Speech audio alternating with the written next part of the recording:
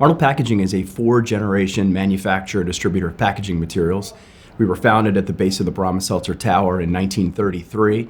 We've been in 21230 for our entire history. We were on Lombard Street, moved over to Charles Street, Hanover, and now we're on Washington Boulevard in Southwest Baltimore. We have three divisions. One is a manufacturer of shipping containers out of both wood and cardboard.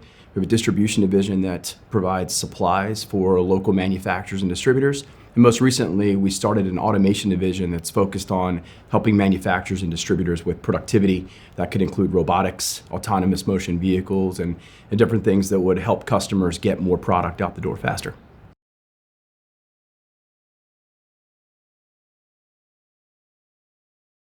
Manufacturing is not particularly well represented in the state of Maryland. It makes up only 6% of GDP and employs only 4% of the people in Maryland, but manufacturing is critical to our state's infrastructure. It's critical to the infrastructure of the United States, and I think Maryland is uniquely positioned in Baltimore as well to take a lead in manufacturing. We have ports, Deepwater Port at Trade Point Atlantic. We've got transportation outlets that are second to none.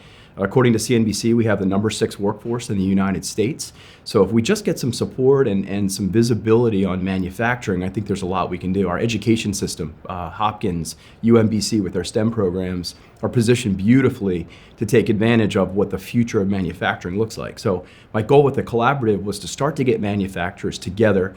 And as a 84-year-old company, we had never been out in the public. It wasn't until we rebranded from Arnold's Factory Supplies and to Arnold Packaging that, I stopped existing on my island and suffering in silence and being too busy making things to get out, and realized that there's 2,500 manufacturers in the state of Maryland. McCormick is here. Procter & Gamble is here, Becton Dickinson, Stanley Black & Decker. There's some amazing manufacturing companies that are still here, and we're just not that far away from Westinghouse and now Northrop Grumman, Western Electric, the Glen L. Martin company making bombers, which is now Middle River Aircraft. So all of the seeds are here to be a great manufacturing economy, and the infrastructure is there. But it's about manufacturers getting together and telling a better story, the right story, what manufacturing looks like now, what the future of manufacturing looks like. It's not dirty, dingy, and dangerous. Manufacturing plants look like labs in today's world. They're not the black-faced Ford plant of the 1930s that kids still study in history books, and we need to take an aggressive approach in rewriting that. We need to articulate to people that manufacturing is an amazing career. It's incredibly profitable and lucrative if you look at the average pay of someone in manufacturing. So my goal with the collaborative was to get manufacturers together to share ideas.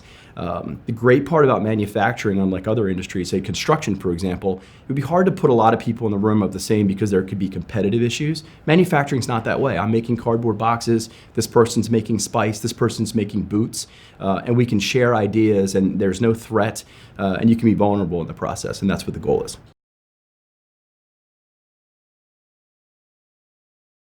The state needs to understand that the needs of manufacturing are different than the needs of other businesses. I mean, yes, Maryland's open for business, but we tend to hang a lot of our metrics and our importance around creating jobs. And while that's important, it's not necessarily what manufacturers need to do to remain competitive.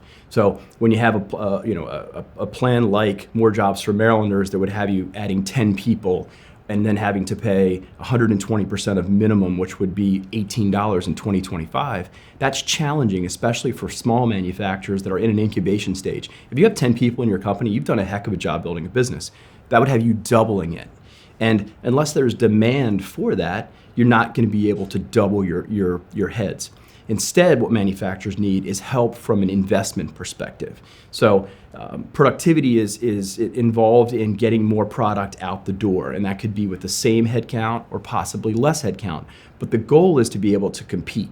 Some manufacturers are in a position in this economy where they can't get product out the door. Their backlogs are too large, their lead times are too slow, and it puts them in a position where competition can come in and take that business from them. And it could be global competition. If you have a 3-month lead time, China is looking to come into your area and take your business.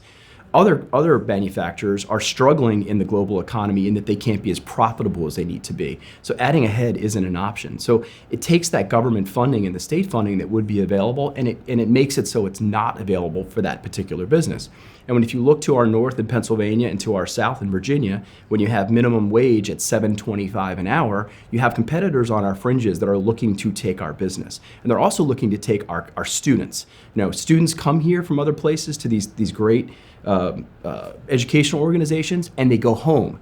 And what's also happening is our students leave and go other places, and they don't come back.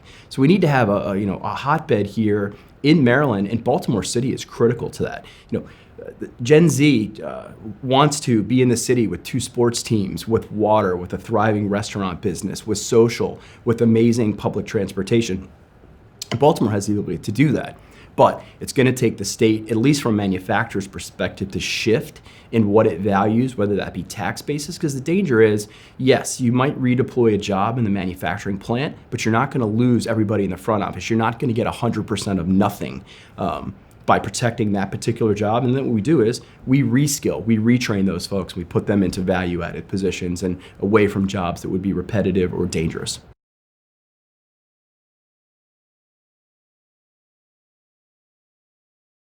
So advantages in Baltimore. Obviously, quite a bit of name recognition.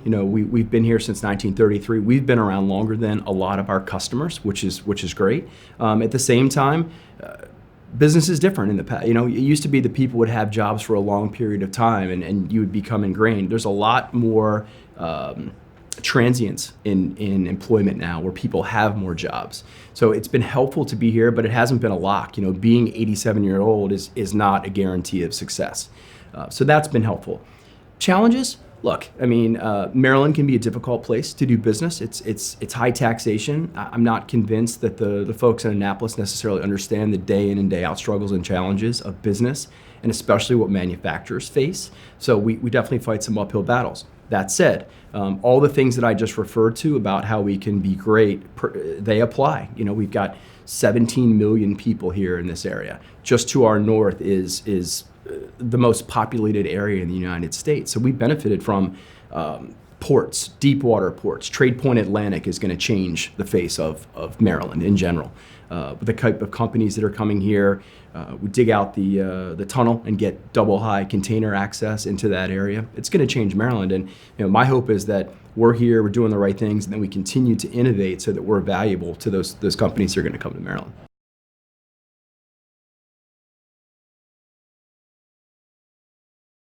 It's a great place to live.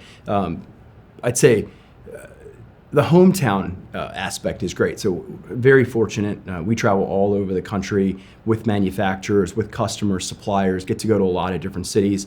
And a lot of cities get a lot of press, like Nashville, for example. Great city, but it doesn't have a harbor that runs right into the dead center of it. There's 110 people a day that move there, so there's a very transient aspect. It doesn't have the neighborhoods and a lot of the texture that Baltimore has. So I spend a lot of time telling Baltimore's story. The people that have been here love it and can't wait to come back. But there's a lot of great things going on here. And I think if we just clean up some aspects of the city that are a little challenged right now, whether it relates to crime and education, we can turn around and get the city heading towards the 1 million people that it was built for, not the 600,000 people that are here now.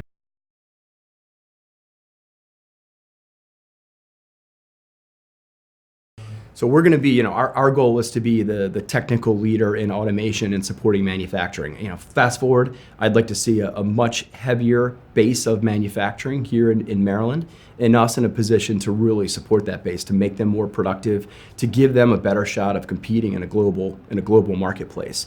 And for Maryland and Baltimore, I'd like to see us turn the corner and hopefully be, well into what I think could be one of the greatest turnaround stories in the country.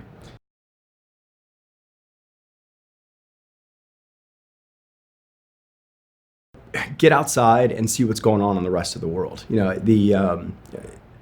I spend a lot of time with educators in different ways, whether that's talking to STEM organizations, elementary schools. I sit on the board of Junior Achievement, so we're in and around a lot of kids. And I think it's important that the people are responsible for creating those curriculums and stewarding those kids through the educational platform understand what the next level looks like. it would be a horrible miss to be developing students that are going to come up short, right? You want to go where the ball is going to be. I think from an educational perspective, it requires those folks to get out and see what the world looks like globally and make sure that we're building kids that are going to be where the ball will be, not where it is right now.